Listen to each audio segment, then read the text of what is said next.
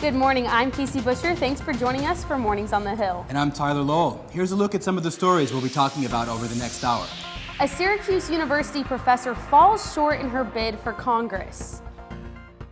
A Syracuse University professor falls short in her bid for Congress. Mornings on the Hill reporter Dom Musillo is live with the story of how the youth voter turnout compared to last year's. Plus, it's National Native Heritage Month. Reporter Becca Gutierrez will tell us what the university is doing to celebrate. And some SU students struggle to find out where their next meal will come from. We will show you how the Student Association is working to help. All that, plus your weather and orange sports coming up on this edition of Mornings on the Hill. Our top story this hour, a spike in the number of young voters casting a ballot in yesterday's midterm elections is projected to break records. Early exit polling shows 18 to 29-year-olds will make up 13% of the entire electorate this year. But what was student voter turnout like here on campus? Our Dom Musillo joins us live with a little more on that. Thanks, Casey and Tyler. I'm here outside Huntington Hall, where students cast their ballots. Yesterday, I was at Nottingham High School, where I spoke to voters who expressed their concerns over the millennial turnout.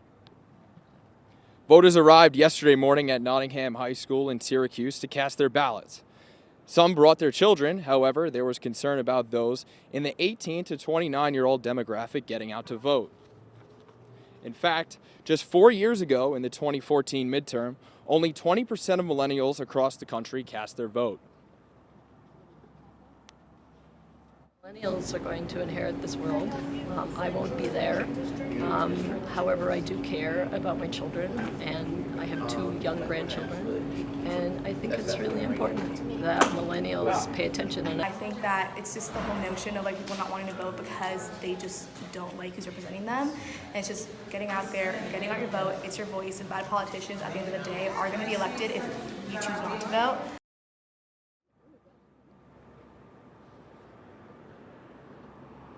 Now, after exit polls have come out, we do know that the millennial vote is up across the country. However, concerns about the youth vote still linger here in Syracuse. Reporting live outside Huntington Hall, I'm Dom Musillo. Back to you in the studio. Thanks, Dom. Now it's time to check your weather for today. We're going to go out to Taylor Epps, who's live on University Ave, and she's going to tell us about this fall weather. Hey, Taylor. Good morning, Tyler and Casey, and welcome to November here on University Ave. It's kind of cloudy out, and we've been experiencing that wet and kind of warm fall weather, but unfortunately that will soon turn into winter weather. Let's take a look at your 5-day forecast to see just when you'll need to break out those extra layers. As I mentioned, today is looking pretty nice at 51 degrees, but we'll see the temperature only go downhill from here, down to 45 on Thursday, and we're looking at a cool and wet day on Friday, which will bring temperatures down even further into Saturday, with a high of 38 dipping into the 20s into the evening. Sunday rounds out the weekend just as cool with a high of 38. Now, though those temperatures are going to be dropping this weekend, it doesn't look like we're going to see any snow, but if you keep your pillows, your spoons underneath your pillows, you just might see some flurries going into next week. And now last night was a pretty big night in America, and Rebecca Castor's live in studio with your election recap. Rebecca?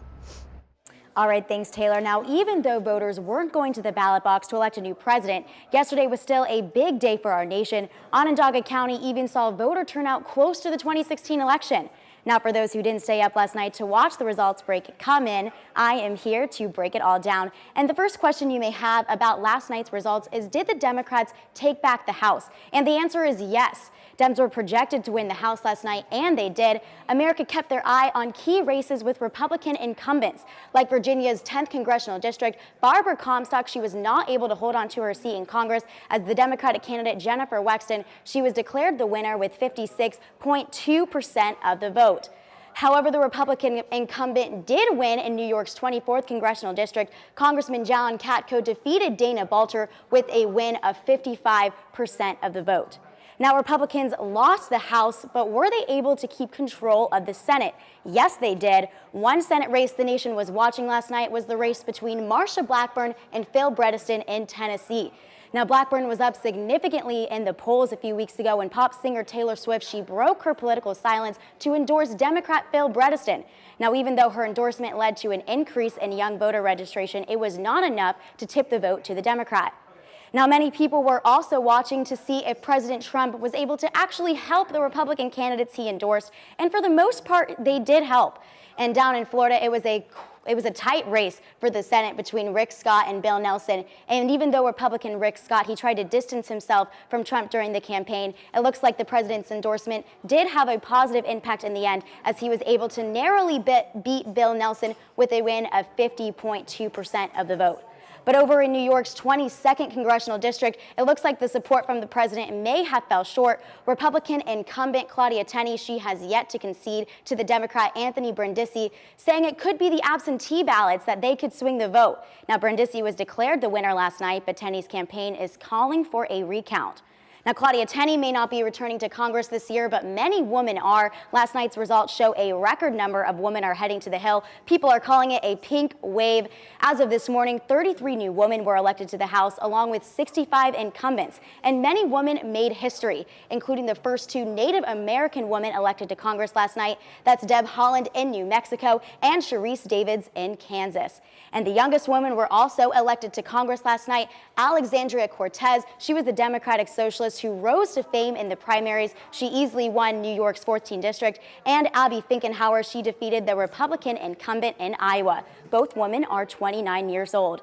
And another historic moment we saw last night was the first openly gay man to be elected as governor in America. Jared Polis defeated the Republican for governor of Colorado, and this is a significant win as the state has a past of voting against LGBTQ rights. So we definitely saw history being made last night, making the midterms a night to remember. But now not only is November election month, but it is also Native Heritage Month, and Syracuse University and student organizations are hosting a celebration. Becca Gutierrez joins us now live in the newsroom with the story. Thanks, Rebecca. On Thursday, Native Heritage Month kicked off with an opening ceremony and Thanksgiving address in Shine Student Center. The mission is to honor and raise awareness about the cultures and contributions of Indigenous people. The Indigenous students at Syracuse spent the start of the month tabling in the Shine Student Center, raising awareness on their Native culture and traditions. One member of the organization shared why he believes telling their stories is important. I think that it is a good educational opportunity for a lot of non-Native people to be exposed to Native life and culture from Native people themselves. The opening ceremony began with a Thanksgiving address from a community member who spoke in the native language of Tuscarora.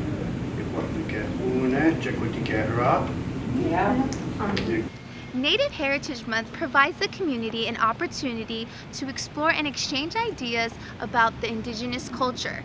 For one student, this month celebrates her cultural background and gives us insight into her traditions.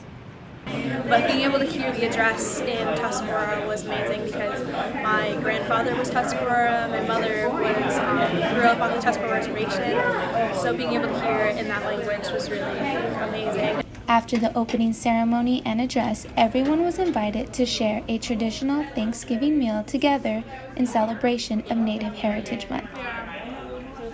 We're spreading that message of community and family, and it's really nice just to be able to let other people know that even though you're not Native, you can still come and support us. You can celebrate with us. Native Heritage Month continues throughout November and includes a film festival featuring Syracuse alumni. The festival will be this Saturday from 2 to 5 p.m. in the Schaefer Art Building. Reporting live for Mornings on the Hill, I'm Becca Gutierrez. Back to you in the studio. Healthy Mondays kicked off this week with meditation in Hendricks Chapel from 12 to 1 p.m. Healthy Monday is a national initiative that dedicated the first day of every week to health. The class offers meditation instruction and practice for anyone in the SU community. Meditation is a mindfulness practice and can help improve attention and focus, reduce stress, and promote relaxation. The next class will be Monday, November 9th, and the skill levels are welcome to join this free event. I think you'd be surprised how taking an hour out of your very busy day, I mean, if you're a student here, and coming here and learning to meditate and doing it, say once a week, can actually, I think, help you be more effective at your work because you can do it in a more calm, focused manner. Coming up here on Mornings on the Hill, Dancing for a Cause. Hundreds of volunteers raise money for upstate Galliano Children's Hospital this weekend. We have a recap on their fundraising efforts. Also coming up, our very own Sunny Sai will have the weather for us.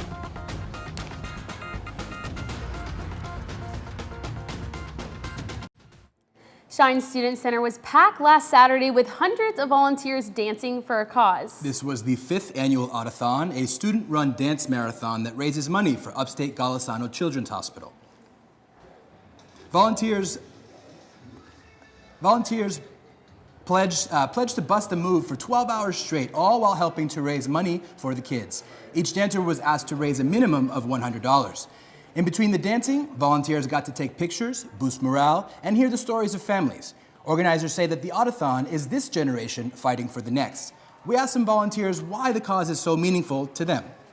It kind of hits kind of close to home to me because I am a pediatric cancer survivor. I stayed in a hospital that's very similar to upstate Galliano, so anything that I can do to come out and support hospitals that are trying to do this kind of amazing work. Every kid deserves the chance to be a kid, whether that's in a hospital bed or otherwise. Members of the Autothon raised around $195,000 on Saturday. Organizers say the money from this year's fundraiser will help to update the oncology waiting room to make the hospital not feel like a hospital. Thankful for Syracuse is a new event brought by the Student Association. It is the first ever Thankful for Syracuse event. It is a week-long school-wide campus food drive on campus. There are 30 locations of the food drive donation boxes around campus. They can be found in places like the Shine Student Center or at the library. It's a week-long drive that benefits the Hendricks Food Chapel Food Pantry and the Food Bank of Central New York. I wanted to just have this sort of event that was able to show the ways in which students are able to give back to their campus community, but also to the greater Syracuse community. It's so easy to forget about food as an issue on campus because everyone has their meal plans on their plastic IDs and you just swipe and all your food is there, but there's so many people that struggle to make it from meal to meal and don't have food in their cabinets. To donate to the drive, you can Venmo @FoodForCuse until November 11th. The Student Association wants to hear your voice. SA is considering having more feedback boxes around campus. Student Association Vice President Kyle Rosenblum proposed the idea. There is currently only one feedback box and it sits inside Shine. Attached to the box are slips of white paper that students can fill out with their suggestions. Suggestions that have been recently submitted include making meal swipes available at the bookstore and on Marshall Street. Our role is at the university is to connect the student body with the administrators. So if the student body sees an issue on campus, it's our role and ability to advocate for that on behalf of students. So while we might not have the direct power to make swipes accessible on Marshall Street, I do believe we have the power to push for administrators to take that up. The SA hopes to add more boxes at locations including the Hall of Languages, Punashi, and dining halls.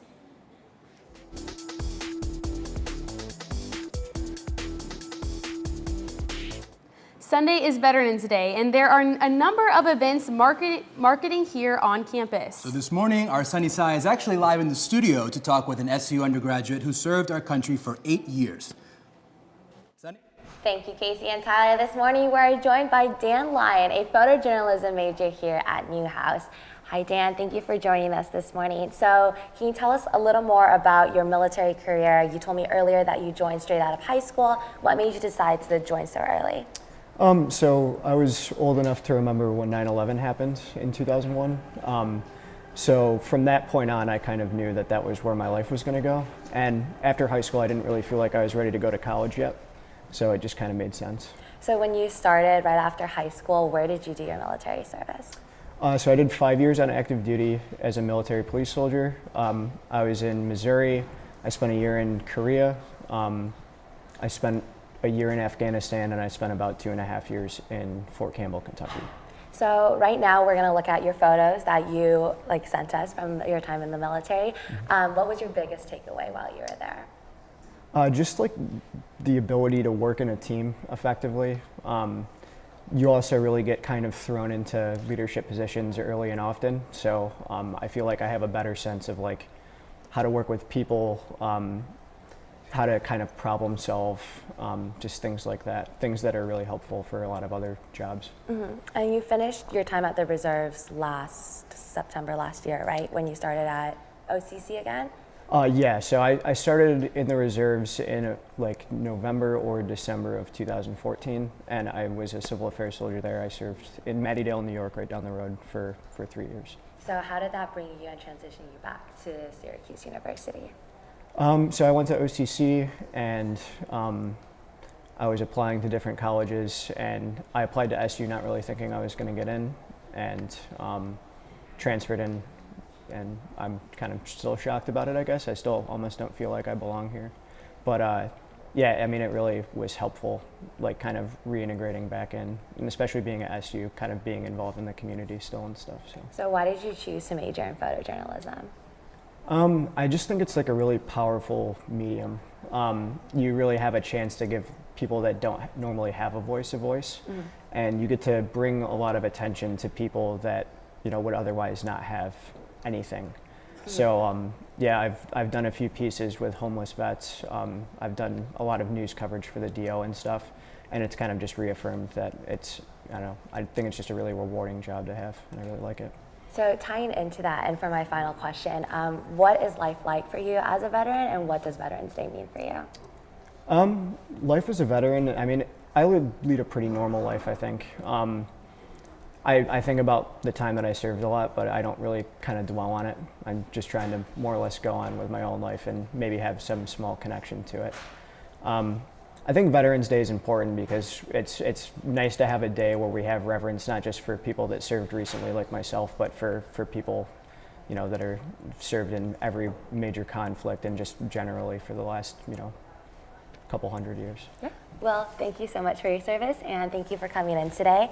I am Sunny Sai live in studio. Now here's your Orange Buzz.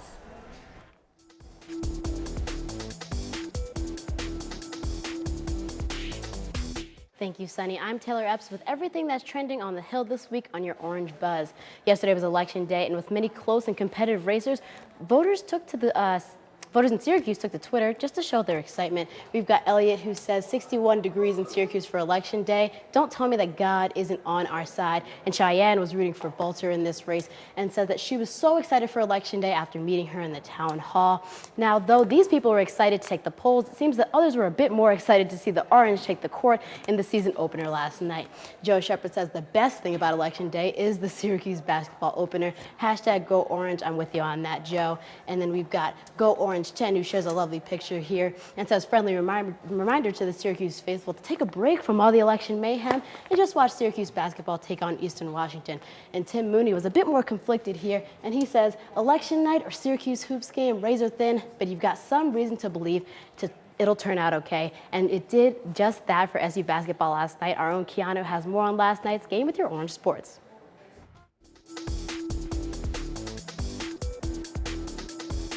Thank you, Taylor, so much. Good morning. I'm Keanu Igigi with your Orange Sports Update here on Mornings on the Hill.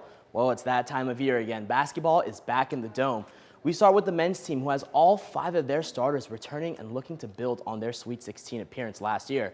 Now, last night, they opened their season at home against Eastern Washington. Let's see how they did. So we're going to start off with O'Shea Brissett on the wing. He's going to do a hesitation move. He's going to drive to the hoop, slam it in. Look at this look he's going to give to the crowd. I would not want to get in that man's way if he's driving to the hoop. Here's Elijah Hughes with the crossover. Step back, Jay. That's easy money. Eastern Washington held to only 10 points in the first half. And a lot of it had to do with this, the size and the strength of Syracuse, just too much to handle. Here's O'Shea Brissett again with the pump fake. Goes in to the hoop, scoop, score. 20 points for O'Shea Brissett in this one. He had quite the game. And like I said, the size, the strength, just too much to handle for Eastern Washington as they were outscored 38-12 in the paint. Eventually, they will lose this game by a score of 66-34. Now, women's basketball opened their season as the number 18 team in the nation and look to clinch another tournament berth, something they have become accustomed to as they host North Dakota at the Dome. Now we're going to take over here with Miranda Drummond hitting a 3, and she had quite the game, 11 points for her. Here's Tiana Magnakahia with the dish. She was all over the court today, or in this game rather. And Syracuse too much to handle. Isis Young with the pass, creating great chances for Syracuse. Easy chances. Isis Young from the wing. She hits the three. Cuse fans love to see that. Syracuse wins this one by a final score of 85-49. So now let's transition to football. Who would have thought that Cuse football would be ranked higher than both basketball teams this late in the season? The Orange have had lots of trouble on the road this year as they were looking for their first win away from home. We take over in the first quarter, where Syracuse is already trailing 10-0, but Mo Neal with an 8-yard rush will cut that lead to 3. Wake Forest up 10-7. Sam Hartman now with the snap. He's going to drop back to pass, and the ball slips out of his hands. Something happens. Syracuse recovers the ball inside the red zone, and once again, they will be knocking on the door. Here is Jaravion Howard. He's going to get the ball, and he's going to plow in. He's going to get pushed by those hefty O-linemen. Syracuse takes the lead in the first quarter by a score of 14-10. Howard, again, on the 1, plows his way into the end zone. I'm telling you, this guy is automatic inside the 3-yard line. Look at that celebration. Now, Chris Elmore is going to get in on the fun, all 280 pounds of him. Yeah, you're going to need more than 2 defenders to bring that guy down. Touchdown, Syracuse. They are opening this game wide open. Now, this might be the play of the game. Eric Dungy, 6 defensive backs. Wake Forest knows the pass is coming. Dungy can't find anybody. You know what? He's going to take matters into his own hands. He's going to run 26 yards untouched into the end zone. Syracuse wins this one by a score of 41-24, and they're going to move up to number 13 in the rankings, their highest ranking since 1998. I'm Keanu Igigi. What a time to be a Syracuse Orange sports fan. That's your Orange Sports Update. Still to come on Mornings on the Hill, contributor James Haleppo tells us how the gaming world is becoming more mainstream. Stay with us for that story and more just ahead. Welcome back to Mornings on the Hill. Male stereotypes, sports, cars, gaming are usually some of the things that come to mind. Our contributing reporter James Haleppo talked to an undergraduate student about her, yes, her, increasing popularity and commitment to games and esports.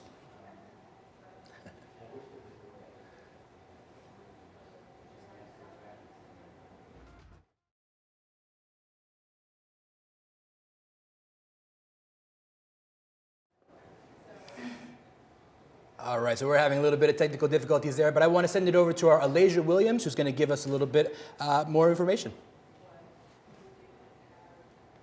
about your weekends on the Hill. I'm Alasia Williams, and here's what's going on this weekend here on the Hill.